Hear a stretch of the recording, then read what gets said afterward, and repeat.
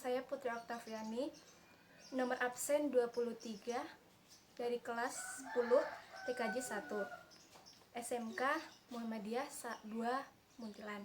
Di sini saya akan menjelaskan tentang sejarah atom dan pemanfaatannya dalam dunia teknologi.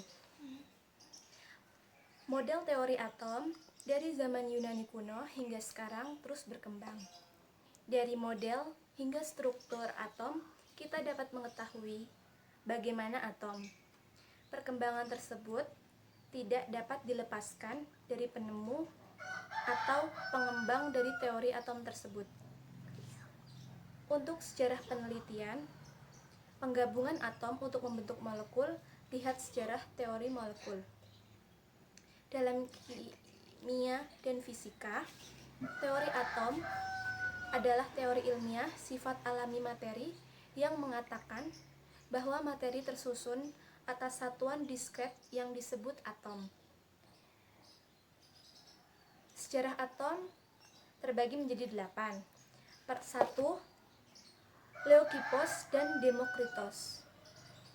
Pada tahun 460 sampai 380 sebelum Masehi. Leukippos merupakan orang yang mencetuskan tentang keberadaan atom. Beliau bersama dengan Demokritus muridnya mengemukakan bahwa materi terbentuk dari partikel yang sudah tidak terbagi-bagi lagi, yang kemudian mereka namai dengan sebutan atom. Dalam bahasa Yunani yaitu atomos, yang artinya tak terbagi. Namun, pendapat ini ditolak oleh Aristoteles dan dia berpendapat bahwa materi bersifat kontinu, yang artinya dapat terbelah terus-menerus sampai tidak terhingga. 2.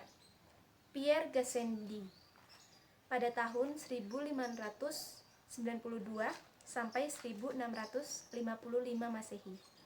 Pemikiran tentang keberadaan atom muncul kembali sekitar tahun 1592 sampai 1655. Gassendi mengemukakan bahwa atom merupakan bagian terkecil dari suatu zat. Yang ketiga, teori atom Dalton pada tahun 1808 Masehi. Berdasarkan berbagai penemuan pada masa itu, John Dalton merumuskan teori atom yang pertama sekitar tahun 1803 sampai 1807 yang kita kenal dengan teori Dalton. Teori ini banyak diterima karena dapat menjadikan dengan baik beberapa fakta eksperimen pada masa itu. Yang keempat, hipotesa Prout pada tahun 1785 sampai 1855. Pada tahun 1815 dan 1816, kimiawi Inggris yang bernama William Prout menerbitkan 2 artikel di mana ia mencatat bahwa berat atom yang telah ditetapkan untuk unsur yang dikenal pada saat itu tampaknya menjadi beberapa dari semua berat atom hidrogen. Yang kelima, model atom Thomson. Pada tahun 1900, penemuan elektron berkaitan dengan percobaan-percobaan tentang hantaran listrik melalui tabung hampa.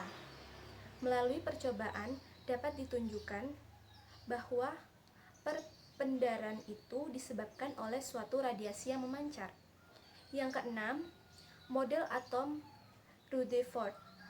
Dengan menembaki lempeng emas yang sangat tipis dengan partikel sinar alfa berenergi tinggi, sehingga ditemukan bahwa sebagian besar partikel alfa dapat menembus lempeng emas tanpa pembelokan. Berarti seolah-olah lempeng emas itu tidak ada. 7. Model atom Bohr pada tahun 1913. Spektrum hidrogen. Model atom hidrogen menurut Bohr menyerupai tata surya.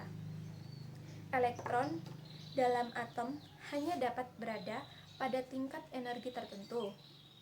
Artinya, elektron hanya dapat beredar pada lintasan tertentunya saja. Yang terakhir, model atom mekanika kuantum pada tahun 1926, hipotesa de Broglie, bahwa partikel berperilaku seperti gelombang.